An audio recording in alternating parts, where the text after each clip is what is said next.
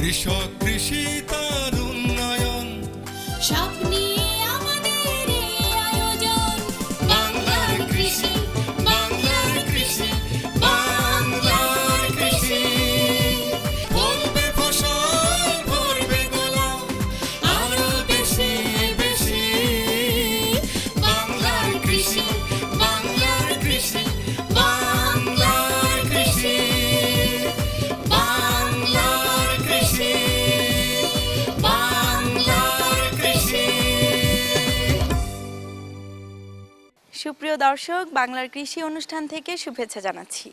কৃষি তথ্য, প্রযুক্তি ও পরামর্শ নিয়ে আমাদের প্রতিদিনের কৃষিভিত্তিক আয়োজন বাংলার কৃষি। কৃষক ভাইয়েরা, আমাদের আজকের অনুষ্ঠানে আপনারা দেখবেন মাঠ ফসলের করণীয় সম্পর্কে একটি মাঠ প্রতিবেদন এবং সেই সঙ্গে থাকছে কৃষি বিষয়ক নানা রকম তথ্য ও পরামর্শ। অনুষ্ঠানের শেষাংশে থাকছে প্রাণী সম্পদ বিষয়ক প্রতিবেদন। শুরুতেই মাঠ প্রতিবেদন।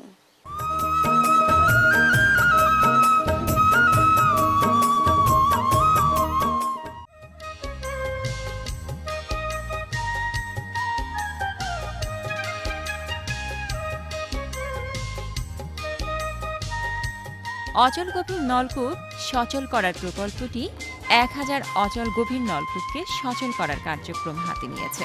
ইতোমধ্যে 1000 অচল গভীর নলকূপের মধ্যে 750টি সচল হয়েছে এবং সংশ্লিষ্ট কার্যক্রম চলছে। এই সচল হওয়া প্রতি গভীর নলকূপে অন্তত 30 হেক্টর জমি নতুনভাবে বোরো চাষের আবাদের আওতায় এসেছে।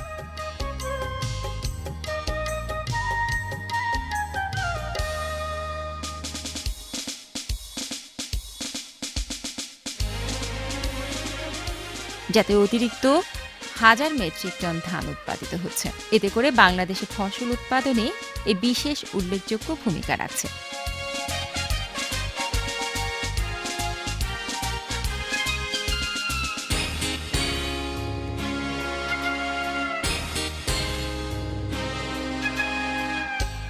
শুধু বোরো আবাদই না, সেচের সাথে সম্পর্কিত প্রায় সব ফসলই এলাকা ভেদে আবাদ হচ্ছে। যেভাবে মরা বিল আর মরা নলকূপ নিয়ে কৃষি এলাকাবাসী চিন্তিত ছিল, এটি বোঝা হয়ে দাঁড়িয়েছিল। এখন তার প্রতিটি নলকূপ আশীর্বাদ হয়ে দেখা দিয়েছে।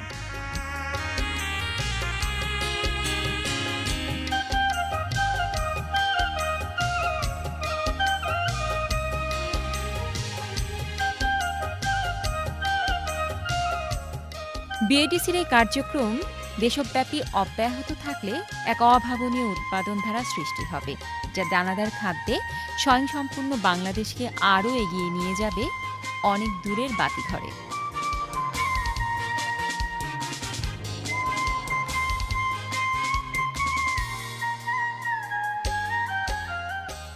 সেচ কাজে বিএডিসির অচল গণকূপ সচলকরণ প্রকল্পের আওতায় পরিচালিত। এই প্রকল্প থেকে সারা দেশে 4টি বিভাগে 30টি জেলায় 1000টি গভীর নলকূপ সচলকরণের টার্গেটে আমাদের এই প্রকল্প শুরু। বর্তমানে আমাদের প্রায় 750টি গভীর নলকূপ এই প্রকল্পের আওতায় সচলকরণ করা হয়েছে। এই প্রকল্পের আওতায় বর্তমানে প্রায় 70 একর বা 30 হেক্টর জমি চাষাবাদ করা হচ্ছে। এই জমিতে আমাদের এই প্রকল্প গভীর নলকূপ, সাবমার্সিবল পাম্প, বিদ্যুতায়ন এবং বাড়ির পাইপ 1000 মিটার আন্ডারগ্রাউন্ড বাড়ির পাইপ চালু করার ফলে এই প্রকল্পে এই স্কিমে আমাদের এই প্রকল্পটা কার্যক্রম সমাপ্ত হলে আমাদের সারা দেশে প্রায় 30,000 হেক্টর জমি সেচের আওতায় আসবে এবং এ থেকে আমরা অতিরিক্ত 75 লক্ষ মেট্রিক টন ধান উৎপাদন করতে পারবো। এই স্কিমটি 1975 সালে বিএডিসি থেকে স্থাপন করা হয়। এই ডিপটেবলটি কিস্তির মাধ্যমে কৃষকরা তারা প্রথম নিজেরা কিনে নেয়।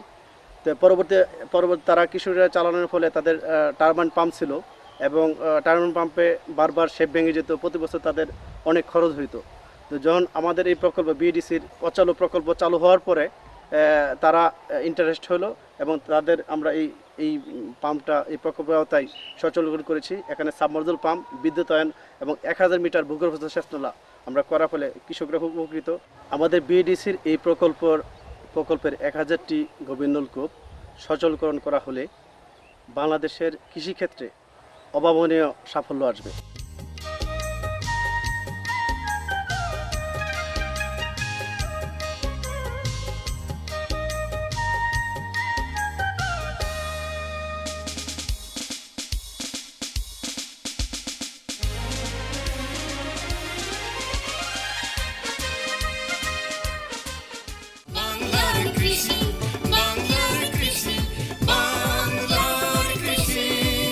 দেখছিলেন প্রতিদিনের কৃষিভিত্তিক আয়োজন বাংলার কৃষি। আপনাদের এই সময়ের করণীয় সম্পর্কে জানাতে আমাদের এই আয়োজন বাংলার কৃষি। সঙ্গেই থাকুন। এখন দেখবেন প্রাণী সম্পদ বিষয়ক প্রতিবেদন।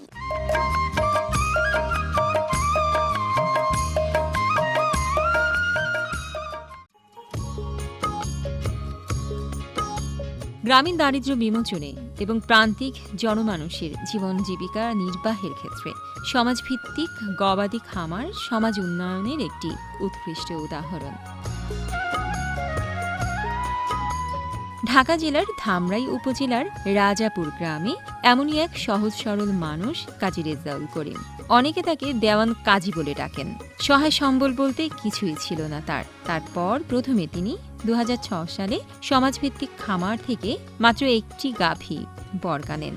বর্তমানে তার খামারে বাছুর সহ গবাদির সংখ্যা 12টি।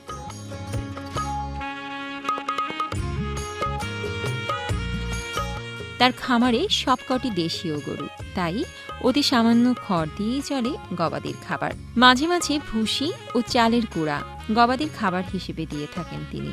নিজে গরুকে খাবার দেন, নিজেই সব পরিচর্যা করেন, আর ধ্যানে জ্ঞানে শুধুই খামারের চিন্তা। 16,000 টাকা দেওয়া আমার একটা গাভী কিনে দিয়েছিল। সেই গাভীর থেকে আমি 10 বছরে 5 লক্ষ টাকা গরু বিক্রি করছি, আর 3 লক্ষ টাকা গরু আমার বর্তমানে আছে। আমার গাভী হলো 4টা। আমি 10 কেজি দুধ পানাই। 10 কেজি দুধ পানি আমি চায়ের দোকানে বিক্রি করি 40 টাকা কেজি। সেখান থেকে আমার যে ইনকামটা আসে, সেই ইনকামটা আমি গরু কিছু খানা কিনি, আমরা 2টা ফ্যামিলি চলি। দেশে জাতীয় গরু পালি, এর দুধ খুব ভালো এবং মাংস খুব ভালো। আমার একটা গাভীর থেকে বাছুর সহকারে 11টা আছে। সমাজ ভিত্তিক আমাকে একটা গাভী কিনে দিয়েছিল। সেই গাভীর থেকে আমি এতগুলো গরু বানাইছি।